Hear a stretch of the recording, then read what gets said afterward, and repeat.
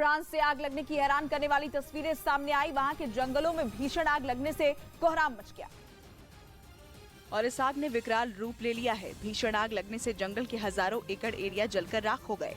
आग लगने की वजह से हर तरफ धुआं और आग की ऊंची लपटें उठती दिखाई दी, जिसे बुझाने के लिए 1000 से ज्यादा दमकल कर्मियों का सहारा लेना पड़ा। दमकल कर्मी काफी मशक्कत से आग पर काबू पाने की कोशिश करते दिखे। आग लगने के दौरान उस इलाके से करीब 6000 से ज्यादा लोगों को निकाला गया और उन सभी लोगों को सुरक्षित जगहों पर भेजा गया। फ्रांस के बाद हंगरी में भी आग लगने की खबर सामने आई, जिससे यूरोपीय संघ की चिंता और बढ़ गई है। इधर तिब्बतियों के धर्मगुरु दलाई लामा के लद्दाख दौरे से बुरी तरह चिढ़े चीन से न कुछ उगलते बन रहा है न निगलते। वो चाहकर भी उनका दौरा रोक नहीं पाया और दलाई लामा 2 दिन के लिए लद्दाख रवाना हो गए। करीब 4 साल में दलाई लामा का ये पहला लद्दाख दौरा है और सबसे अहम बात तो ये कि ये तब हो रहा है जब पूर्वी लद्दाख में LAC पर भारत और चीन आमने सामने हैं। इसलिए दलाई लामा की लद्दाख की यात्रा ने चीन के दशकों पुराने जले पर नमक छिड़क कर रख दिया। चीन तो पहले से ही इस बात पर मुंह बनाकर बैठा था कि प्रधानमंत्री नरेंद्र मोदी ने दलाई लामा को 6 जुलाई को उनके जन्मदिन पर बधाई क्यों दी। उस पर उनके लद्दाख जाने पर चीन बुरी तरह जल भुन गया। असल में चीन दलाई लामा को अपना दुश्मन मानता है और वहाँ की कम्युनिस्ट पार्टी को अपनी सत्ता के लिए वो बहुत बड़ा खतरा नजर आते हैं। तो चीन की गवर्नमेंट को ना मान के आप कहें दलाई लामा लेजिटिमेट हमारे रूलर है तिब्बत के, तो नेचुरली है कि वहाँ पर इस तरह की बातें होंगी।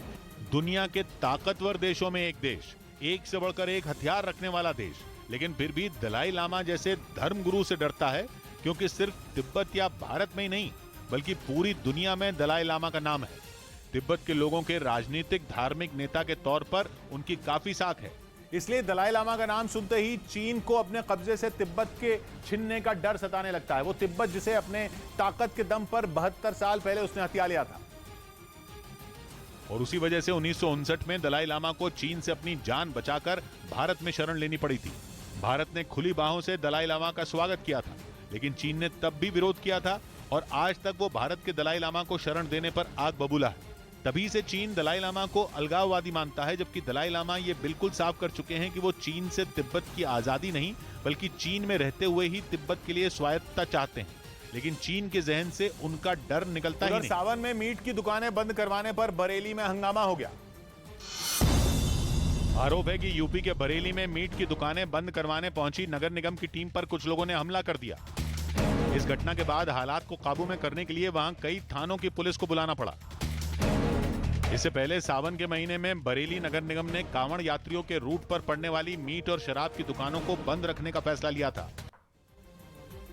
मध्य प्रदेश के शाजापुर जिले में हैरान करने वाली तस्वीर सामने आई है। वहां आसमान में बवंडर दिखाई दिया, जिसने वहां के लोगों को हैरान कर दिया। लोगों ने अपने अपने फोन में इस दुर्लभ मौसम की घटना को रिकॉर्ड कर लिया।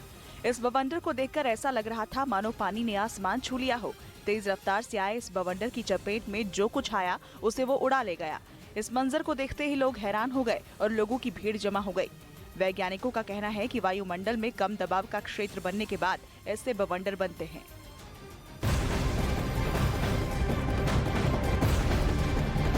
अमेरिका के कैलिफोर्निया के जंगल में लगी आग बढ़ती जा रही है। जंगलों में लगी आग पर अब तक काबू नहीं पाया जा सका है। कैलिफोर्निया के योसेमाइट जंगल की आग अब सियरा नेशनल फॉरेस्ट तक पहुंच जाने से खतरा और भी ज्यादा बढ़ चुका है। कैलिफोर्निया के जंगलों में इस समय 17 वर्ग किलोमीटर के दायरे में आग लगी हुई है। आपको बता दें कि दमकल विभाग जंगल में लगी इस आग को बुझाने की कोशिश में लगातार जुटा हुआ है। आग बुझाने के लिए हेलीकॉप्टर और विमान का सहारा भी लिया जा रहा है। कैलिफोर्निया के जंगल में ये आग बीते 7 जुलाई को लगी थी, जिसे अब तक बुझाने की कोशिश चल रही है। उधर मानसून सत्र से पहले असंसदीय शब्दों की लिस्ट में कई शब्द जोड़े गए। सरकार ने झूठ और शर्म समेत कई शब्दों को असंसदीय शब्दों की सूची में डाल दिया, जिस पर विपक्ष ने सरकार की नीयत पर सवाल उठाए। हालांकि लोकसभा स्पीकर ओम बिरला ने सफाई दी कि कोई शब्द बैन नहीं किया गया। जम्मू कश्मीर के किश्तवाड़ में सेना ने 100 फीट ऊंचा तिरंगा लगाया। पीवी सिंधु और साइना नेहवाल अपने अपने मुकाबलों में जीत के साथ सिंगापुर ओपन के क्वार्टर फाइनल में पहुंच गए।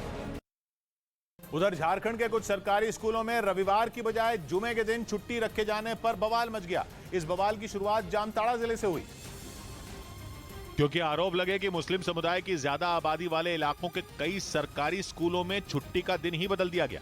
और नियमों की धज्जियां उड़ाते हुए इन स्कूलों में रविवार को नहीं बल्कि जुमे के दिन यानी शुक्रवार को छुट्टी घोषित कर दी गई। जब मामले ने तूल पकड़ा तो इसकी आंच दुमका जिले तक भी पहुंच गई।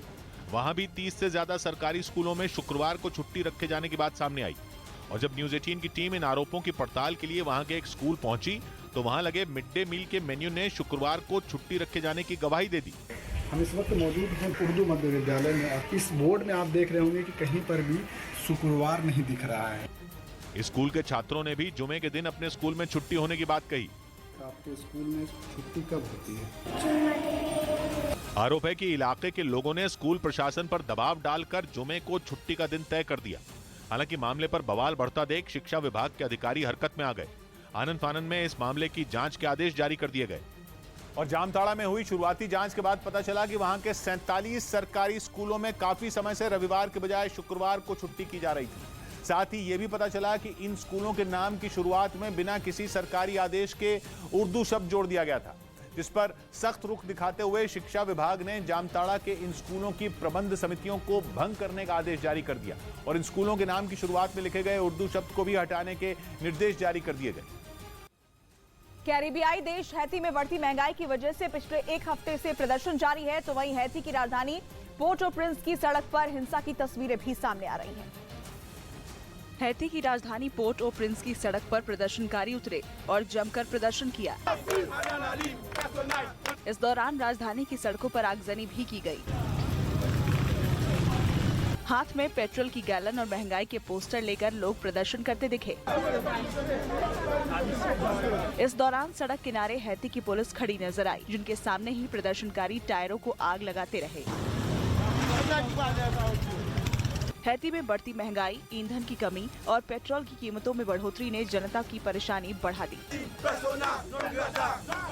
प्रदर्शनकारियों ने संयुक्त राष्ट्र के राजनीतिक मिशन की उपस्थिति का भी विरोध किया। हैती में गिरती अर्थव्यवस्था के बाद हिंसक घटनाएं बढ़ चुकी हैं। पिछले एक हफ्ते के अंदर हिंसा में 89 लोगों की जान चली गई। वहीं उत्तर प्रदेश के जलालपुर में मजदूर पर लाठियां चलाने वाले एसडीएम का ट्रांसफर कर दिया गया। उन पर एक मजदूर को पीटने का आरोप था, जिसका वीडियो भी वायरल हो गया था।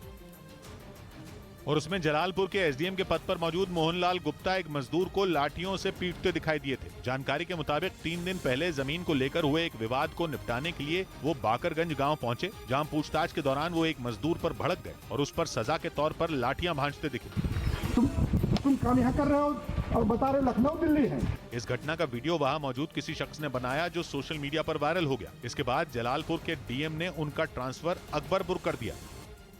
नागपुर में आसमानी आफत की हैरान करने वाली तस्वीरें दिखी। एक होटल के किचन में काम कर रहे लोगों की जान बाल बाल बच गई। महज 10 सेकंड में 6 लोगों का मौत से सामना हो गया। होटल के किचन में 6 लोग काम कर रहे थे, तभी अचानक से दीवार भरभरा कर गिर गई। अचानक से दीवार गिरी और किसी को कुछ समझ नहीं आया। किचन में काम कर रहे 6 लोगों में 5 खुशनसीब थे, जो बाल बाल बच गए। दीवार गिरते ही भाग खड़े हुए, लेकिन एक कर्मचारी दीवार की चपेट में आ गया। ऊपर दीवार गिरने के बावजूद कर्मचारी खड़ा हुआ और भागा।